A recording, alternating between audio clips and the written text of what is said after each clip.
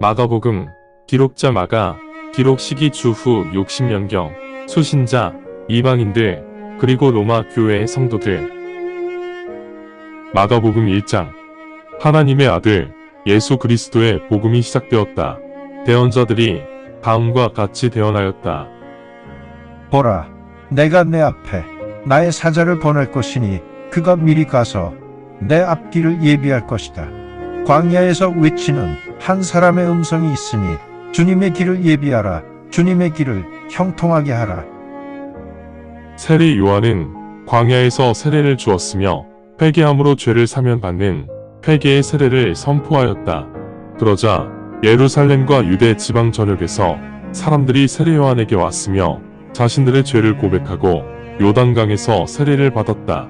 그 당시 요한은 낙타털로 만든 옷을 입고 허리에 가죽띠를 둘렀으며 메뚜기와 야생꿀을 먹고 살았다.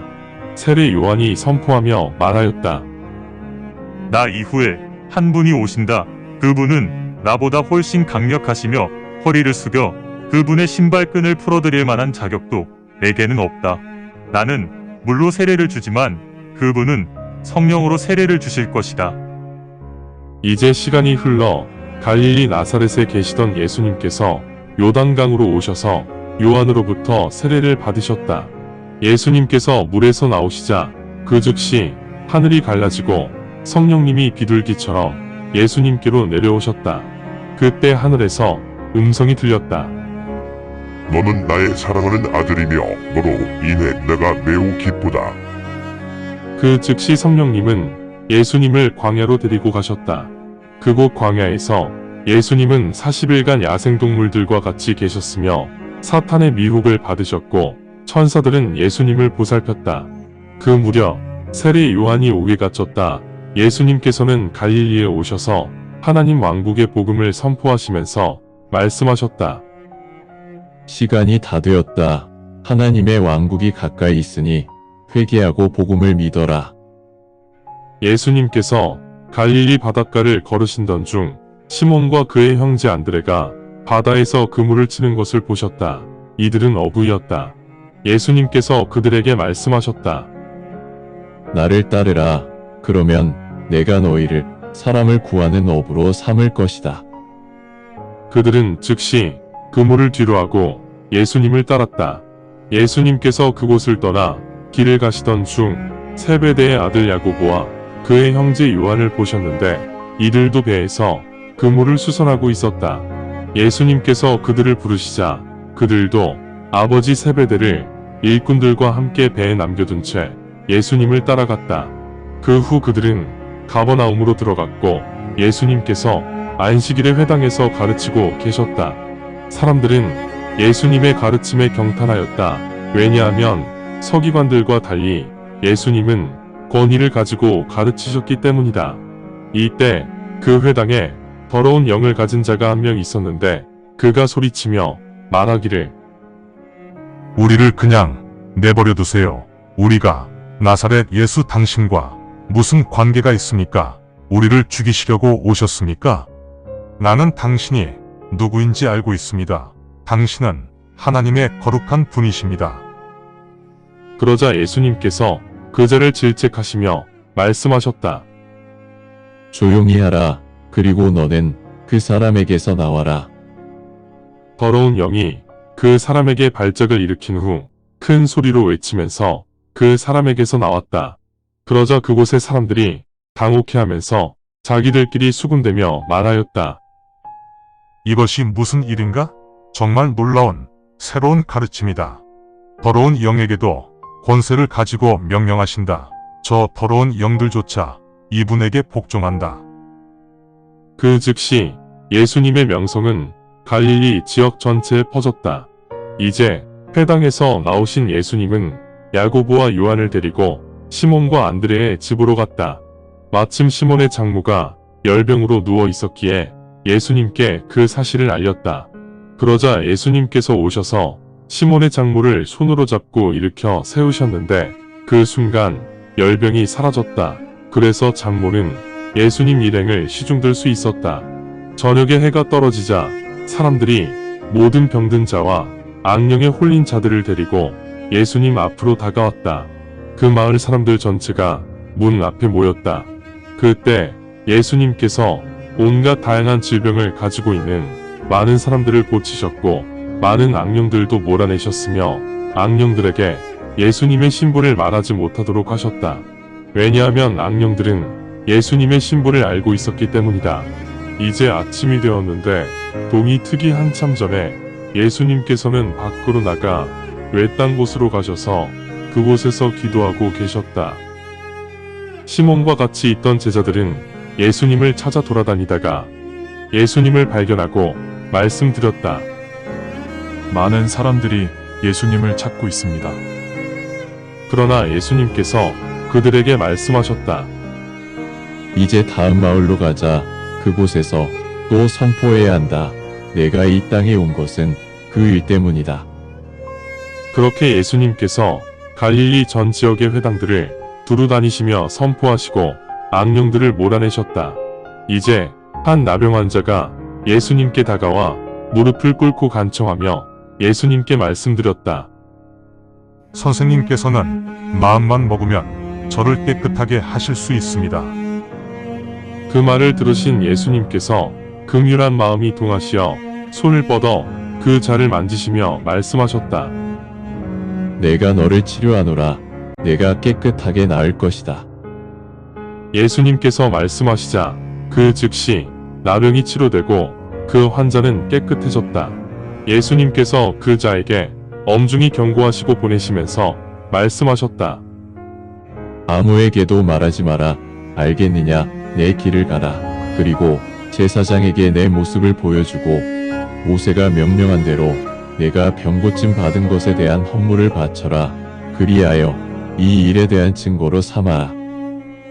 하지만 그자는 나가자마자 이 사실을 말하고 퍼뜨리기 시작하여 예수님께서 더 이상 마을을 공공연히 돌아다니실 수 없게 되셨다. 그래서 외곽의 황량한 지역에 머무르고 계셨는데 그럼에도 사람들이 사방에서 몰려들었다. 마가복음 2장. 며칠 후 예수님께서 다시 가버나움에 돌아오셔서 집에 머무르고 계신다는 소문이 사방에 퍼졌다. 즉시 많은 사람들이 모여들어 그들을 응대할 방이 부족하였으며 문 옆에도 자리가 없었다.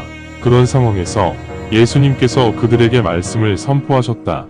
그때 4명의 남자가 중풍 환자 1명을 들것에 눕혀 데리고 왔는데 사람들이 많아서 예수님께 가까이 갈 수가 없는 상황이라 그들은 예수님이 계신 곳에 지붕을 뜯었다.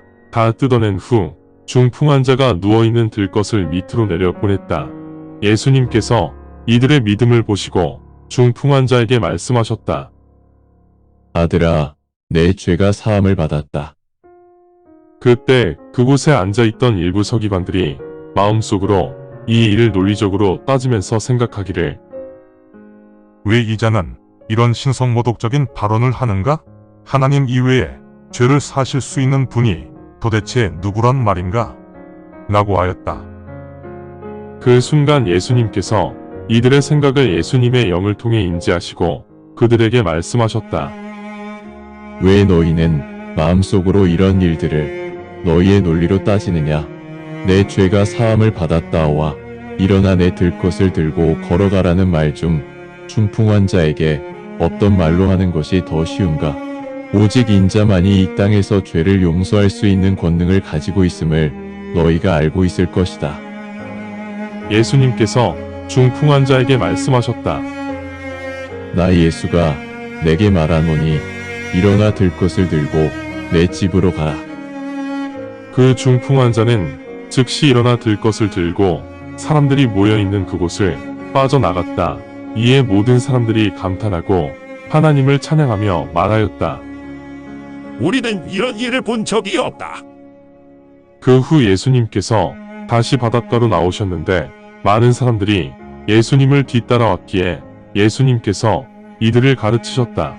예수님께서 지나가시다가 알페오의 아들 레위가 세무서에 앉아있는 것을 보시고 예수님께서 그에게 말씀하셨다. 나를 따르라. 이에 그는 일어나 예수님을 따라갔다. 예수님께서 레위 집에서 식사를 하시는데 많은 세금징수원들과 죄인들도 예수님의 일행과 함께 앉아 있었다. 그곳에 있는 많은 사람들이 예수님을 따라다녔다.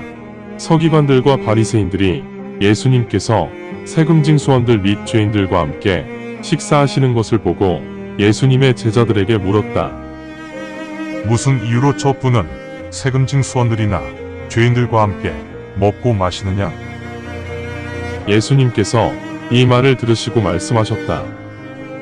건강한 사람들은 의사가 필요 없으나 아픈 사람들은 의사를 필요로 한다. 나는 공의로운 사람들을 부르려고 온 것이 아니라 죄인들을 회개시키려고 왔다. 그때 요한과 바리새인들의 제자들이 금식 중이었는데 그들이 예수님께 다가와 물었다. 요한과 바리새인들의 제자들은 금식을 하는데 왜 당신 제자들은 금식을 하지 않습니까? 예수님께서 그들에게 말씀하셨다.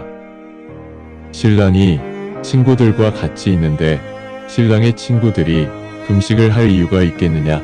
신랑이 같이 있으니 친구들은 금식을 할 필요가 없다. 그러나 신랑이 친구들에게서 떠나가야 할 때가 올 것이다. 그때 그 친구들은 금식을 하게 될 것이다. 낡은 옷에 아직 줄어들지 않은 새 천조각을 대고 바느질할 사람은 없다. 그렇게 하면 새 천조각이 낡은 옷을 끌어당겨 더 크게 찢어질 것이다. 새 와인을 낡은 와인 부대에 담는 자는 없다. 그렇게 하면 새 와인이 낡은 와인 부대를 터뜨려 버려 와인이 쏟아질 것이고 와인 부대도 망가질 것이다. 그러니 새 와인은 반드시 새 와인 부대에 담아야 한다. 예수님께서 안식일에 밀밭을 가로질러 지나가시게 되었는데 예수님의 제자들이 지나가면서 밀 이삭을 따기 시작하였다. 그러자 바리새인들이 예수님께 물었다. 보세요. 왜 저들은 안식일에 율법에 어긋나는 행동을 하지요? 그러자 예수님께서 그들에게 말씀하셨다. 너희는 다윗과 그 일행들이 배고파 굶주릴 때 다윗이 하였던 행동에 대해 읽지 않았느냐? 대제사장 아비아달 시대에 다윗은 어떻게 하여 하나님의 성전에 들어가 제단에 올린 빵을 먹었느냐? 그 빵은 제사장들 이외에 다른 사람은 먹을 수 없는 빵임에도 불구하고 다윗은 먹었으며 심지어 그 빵을 같이 있던 일행에게 나누어 주기까지 하였다. 예수님께서 그들에게 또 말씀하셨다. 안식일은 인간을 위해 만들어진 것이다. 인간이 안식일을 위해 만들어진 것이 아니다. 인자가 바로 안식일의 주인이다. 감사합니다. 주님의 말씀입니다. 성경을 처음 접하는 분들에게 기존의 한글 성경은 항상 이해하기 어려운 책입니다. 그래서 영어판 NKJV 성경과 여러 주석과 참조문헌을 활용하여 내용을 전달하기 위해 쉽게 풀어 표기하였습니다. 성경을 듣고 읽을 때 주님의 영이 임재하기 원합니다. 택함을 받았으나 그 사실을 모른 채 아직 어둠에서 방황하고 있는 어린 양들이 이 동영상을 보고 들어 주님의 새 언약을 확신하고 소망함으로 하나님의 백성이 되어 주님의 나라에서 영원 무궁토록 권세를 누리며 살기를 간절히 원합니다. 아멘.